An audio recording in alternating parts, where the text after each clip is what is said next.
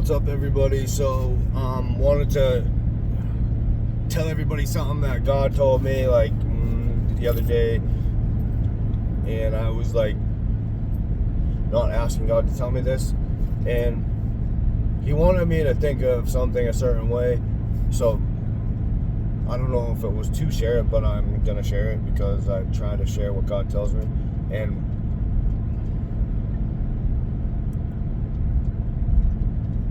when I think about the word in my head, I always think about Jesus, and I know that might seem stupid, like I'm a child, but that's how you got to think about it. So,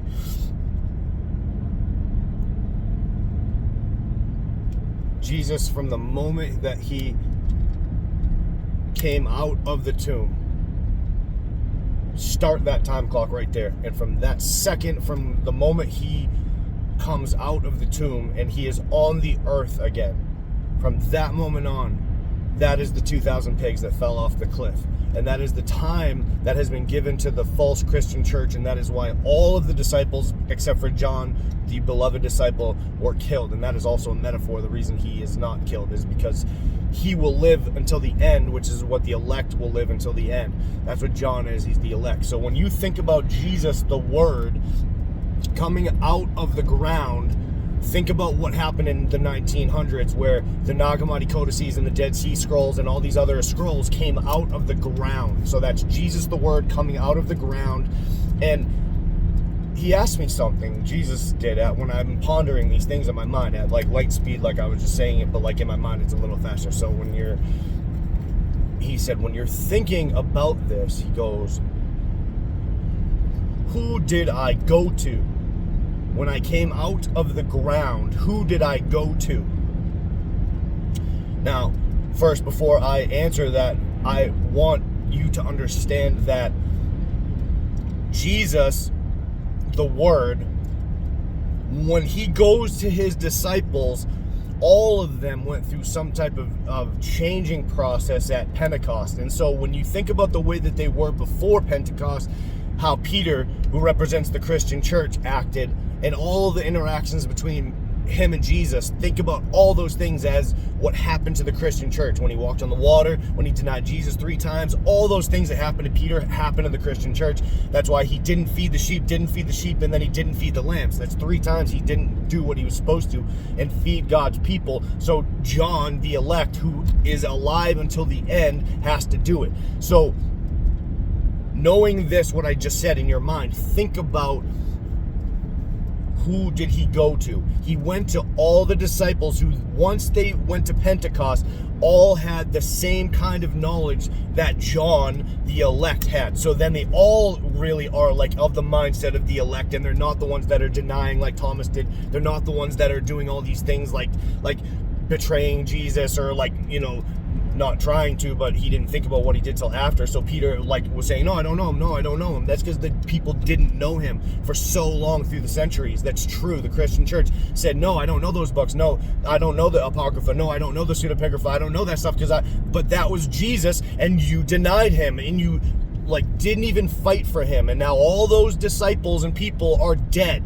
So we have to pick up what they wrote down because they knew they were going to die, and we have to pick that up, and then we become that other part of the Christian church, the pillars that are spoken of in the Shepherd of Hermas. That's what we become. And so when Jesus said to me, who did I go to? I said to myself, and I go, you went to the 12. So when He went to the 12, that's Jesus, the hidden, risen Word, the Apocrypha, the Pseudepigrapha. It went to the disciples, the people that loved Jesus beforehand. So we as Christians, we truly, truly loved Jesus, the man, the God, the Word, the person, the door, the lamb, the bread, that guy, Jesus of Nazareth, not this fake guy that comes. We hear His Word, we know His Word, and it penetrates our soul, and we cry because of all the sins in this place, and we cry for the unborn and all the people dying every day because they are plagued by the Western society medicine and all the things that plague mankind.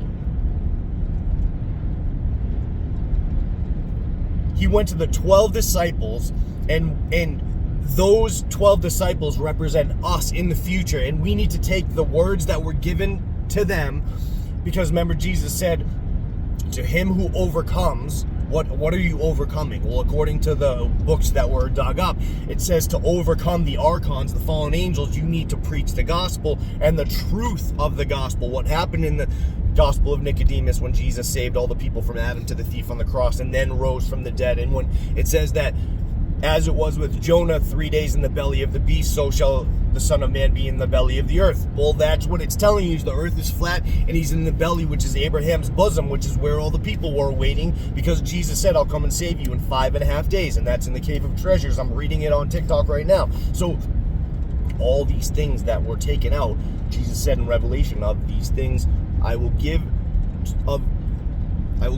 allow you to eat of the hidden manna, which means that if he's allowing you to eat of the hidden manna, apocrypha means hidden. The manna that he fed the Israelites in the desert. What is a desert? It's a waterless place. Why is it waterless? Because it doesn't have the water of the word. So these people are out in the desert, and they were wandering around, and then God gave them the 10 Commandments through Moses. But as they're wandering, before they got the 10 Commandments, they were still wandering and still like fleeing the Egyptian ideologies. They're fleeing that, but that's all they knew. So they want to go back to that. Everything that is in the Bible, in the Old Testament, is mirrored for America. America, land of the feathered serpent. We are still in the clutches of the devil. And they're trying to start another plan. So when the power goes out worldwide and you're like, why did God send a comet onto the earth to punish and judge us? Part of it might be that, but part of it might be he's saving all of the people that are not wicked, because if he doesn't shut the power off, they're going to be able to go through with all their plans, right? Because what does everything in their system run on? It runs on energy. And if God takes away the energy and the electricity, it's going to take them some time to recuperate. And during that time it takes to recuperate, he's going to preach the gospel to the people. And that's how you overcome the archons. That's how you beat the fallen angels in this system that they've set up, and their children that run everything right now through the Fed. That's what it is. The line of Cain is ruling right now. I've read 17 chapters of the back and forth between the good sons and the bad sons, the sons of darkness and the sons of light. And in the PDFs that I've sent to many people that Jody gave me to send out to everyone, that has the papyrus that like the books that are in that. It's all scanned copies of books from the Harvard Library, Cambridge Library, the Wycliffe Library, the dude that got burnt at the stake, like his college. Like all these books are from that. Nobody reads them anymore, so they scanned them. And these are all digital copies, and it has in there, in like Hebrew or Aramaic or Syriac or whatever it was, the original language, it has that, and then it has it translated, and it says in the table of contents, it's the sons of light versus the sons of darkness. They have it as an actual document that was dug up in the 1900s, and that's what I'm trying to say, is they're not telling you everything that was dug up during that, because they don't want you to know. They don't want the paradigm to change. They don't want to lose their religious power, but that is going to happen. It's not going to be easy for us, and it's not easy because think about what the reward is. Number one, you get to be with your God in heaven. Number two, you don't have to go to hell, which is what you deserve. And number three, which is many more points, but number three also, the only people that are going to remember their past and their loved ones, the people that you love here on earth, are the righteous. The Kardashians and the people like them are never going to remember the things that they seem to enjoy here.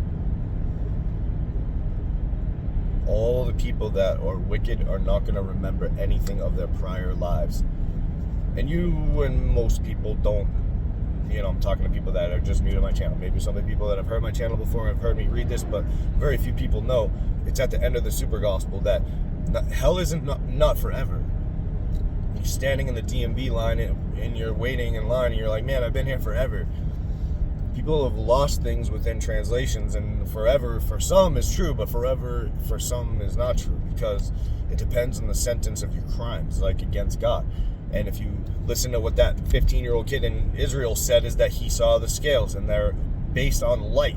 And if you hold like the door open for somebody, that seems like a basic thing, but that's actually light on the balance scale for you. And then there's other times when you did something bad, and that goes in the like dross pile, I think it's called, dross, whatever that is, like garbage or something. So like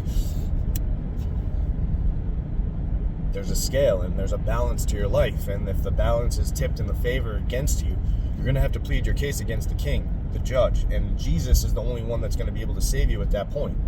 You might not think that that's true. Maybe everybody thinks, oh, Jesus just like it's not like unlimited grace like the way that people like picture it out to be. If you do like bad sins and stuff like that, you need to repent in a serious way and like cry about it and actually repent and change, and like there's a whole process, and it's like long, and same with baptism and all these other things. It's all in the Didache, which is in that PDF as well. There's so much stuff in that PDF, it's incredible. It has the entire writings of Josephus. It has like commentary on all the books. It even has like a book I never read before, that where Peter was talking to Jesus, and it was like saying, Peter was like being told like in the end exactly what's happening right now is going to happen. And I've never read something so clear and concise about what is going to happen in the end times. And we're living it, and I was like, wow, this is so profound. And I've gone through more of that probably than I have my own books at home. I've like just been scouring these books, and you know, because some of it I've read already, but some of it's amazing.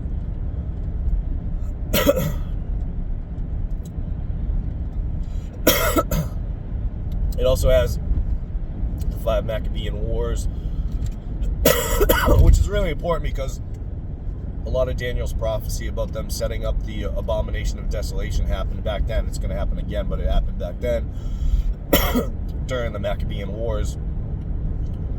And a lot of stuff that happens in that is stuff that we as Christians should know, because that power that God gave them to fight those wars is the kind of faith and power that we will need in the future as well. And in 2nd Esdras, which is in the Apocrypha, the hidden manna, to him that overcomes, I'll give to eat of the hidden manna. When you read that, the Apocrypha also has 2nd Esdras, which tells you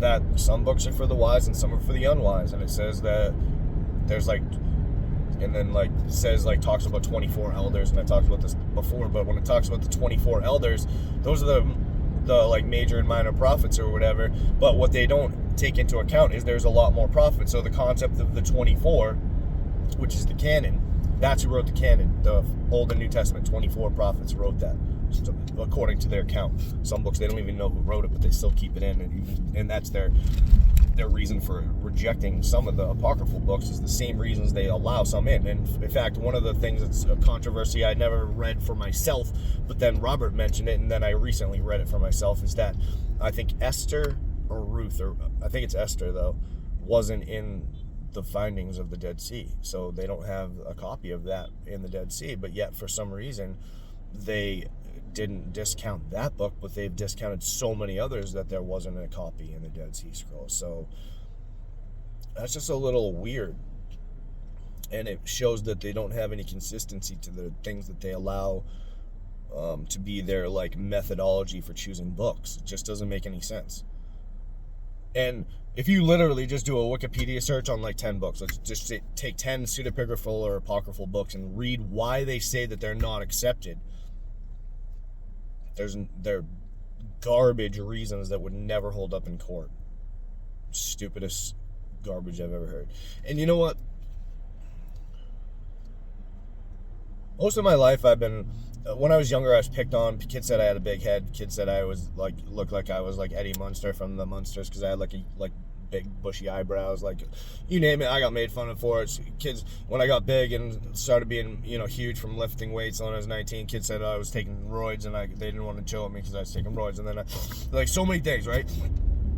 And cops constantly used to like badger me, like they wanted me to be in prison, and I never did anything wrong. So then I started doing stuff wrong because I'm like, they're gonna be jerk anyway. I'm just going to do what I feel like doing. So, I didn't do anything super bad, but I just whatever, didn't care about, if I got arrested or stupid crap or pay my tickets or stuff like that. And it catches up with you, trust me. But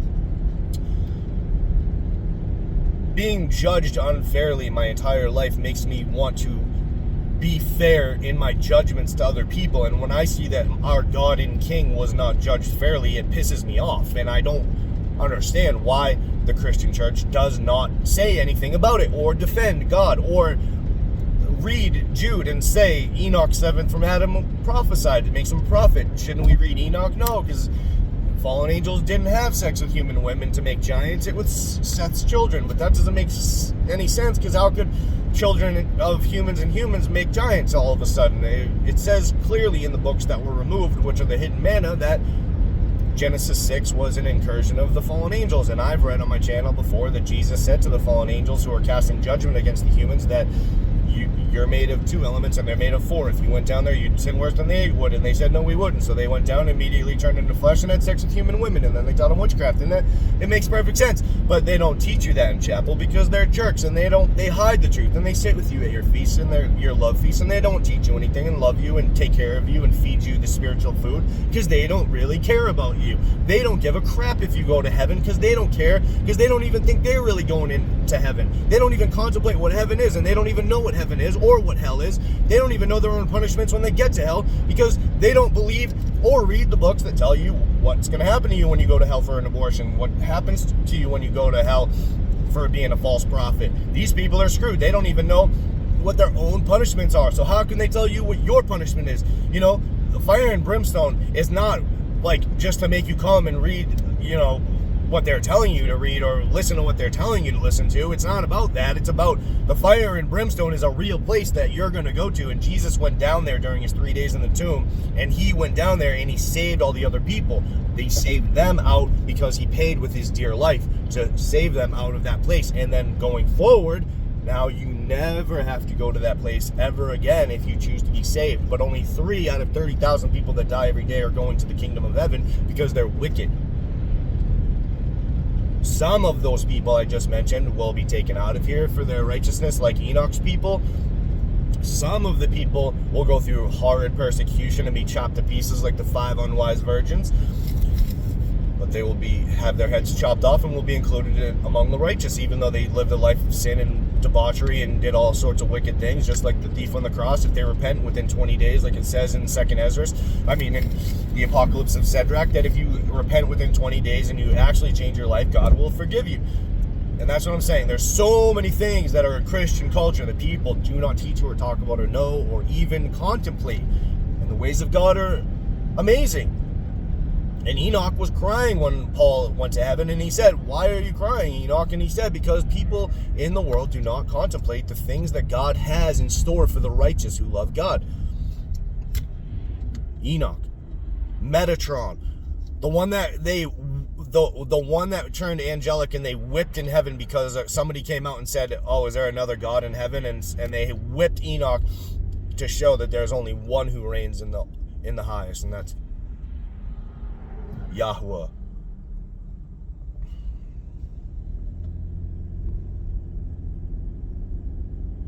And we live on a plane where at the center of it is a magnetic mountain, and that's where Satan was cast down to. And now that Jesus has come and been crucified and defeated Satan and death, now he is only able to put splinters in your mind. He doesn't have the power that he once had. He had a lot of power before, and even in Job's time he was possessing statues and things like that. And that's why Job was tested, is to have a battle against Satan, who was inside of a statue being worshipped in the province that Job was the king of. So when people say Job was tested unfairly, he was willing to make that test, and he even put worms back on his skin because he said nothing is going to stop being my punishment until God says it is. So he put the worm back in his skin. As he's sitting on a dung heap with sores and leprosy, he lost his whole fortune, his whole family, never cursed God. And Job, is one of the people that was on the earth, walking around with Abraham, Isaac, and Jacob and all the patriarchs on the earth for 40 days before they went back to paradise like Jesus with everybody else. And Enoch and Elijah were standing there when everybody came out of paradise, and they're like, we're going to fight the Antichrist. They don't teach you this in church, and it would be a That's it. That's a wrap. There's no conversation. We don't have to talk about this anymore. We know Enoch and Elijah are coming. They're coming in a few days. They're like almost here. So why are we even talking about this? Just read the book. If you don't read the book, then you don't believe the book, you don't have faith in the book, and you don't have faith in Jesus Christ, because Jesus Christ is the book, he's the word, and if you don't believe in the word, then you don't believe in Jesus, and that's what he's going to say to you when you come to meet him, and that's why he says to all those people in Revelation, be gone, I never knew you, be gone from me, and you're in eternal flames like that. And the thing is, you don't know if you're going to an eternal flame, or if you're going to a temporary flame of, like, let's say 2 millennia, 2,000 years, 200 years, what's your punishment? You only lived how many years in this life right now? I'm only 40, and I've had so many hellish nightmares in this life that I can't even, like, I don't even want to think about them. In fact, I spent half my life doing things that just to forget about the crap that I did in my past life, because it's so horrible. You know, some of it really hurts my feelings, and it's really, like, painful, you know? Life sucks. Now, because you were stubborn and you didn't want to accept the man who died for you, because you think that he's too, like, fluffy and, like, you know, he's too, like, something for you, whatever it is your excuse is. Your pride thinking that you could be something greater than God Almighty is going to stop you from being saved, and you think that it's a joke. It's not a joke. It's not. There's too many people in the world that have seen this when they died and came back to life, or when they dreamed it. There's too many of the same things all throughout history. Medieval Irish Apocrypha, all the people that died, they all saw the same thing. The good, the bad, everybody saw the same thing. Apocalypse of Paul, Apocalypse of Shadrach, Apocalypse of Peter, all the different apocalypses all say the same exact thing. Heaven and hell are real. Jesus made a way for you not to have to go there. You don't want to do it? What's your reason why? I'm part of the Hells Angels. I couldn't do that. It'd be doing... Yeah. Okay, so you want to be a part of the Hells Angels. Okay. Cool, you want to be a part of a motorcycle game, so you feel tough, and you feel so tough because you have something that has Hells Angels on your jacket, and you feel special about yourself. I get it. I totally get that. I sometimes think, you know, it'd be cool to have that kind of power or camaraderie with other people or whatever, you know, like, it'd be cool. But the rule amongst the Hells Angels is that you can't sleep with another person's woman when he has, like, what I forget what they call it, but, like, his woman, that woman that is his property, basically, that's what they say, in the Hells Angels, nobody can touch her. And yet, at the beginning, Satan slept with Eve and produced Cain. That would not fly in the Hells Angels, but yet they serve the devil, supposedly. Yet they go and buy bicycles for people at apartment buildings that are poor, which is something Jesus would do, but they work for the devil who would rape your wife. So, who is the hypocrite? Me, who serves the Almighty, or who's the hypocrite? You? Because you don't understand that about yourself? That you make rules that are according to God's rules, but you serve the devil? That doesn't make any sense. You're a hypocrite. And yes, I understand that people could kill me for saying what I say. I get that. I understand what I'm saying.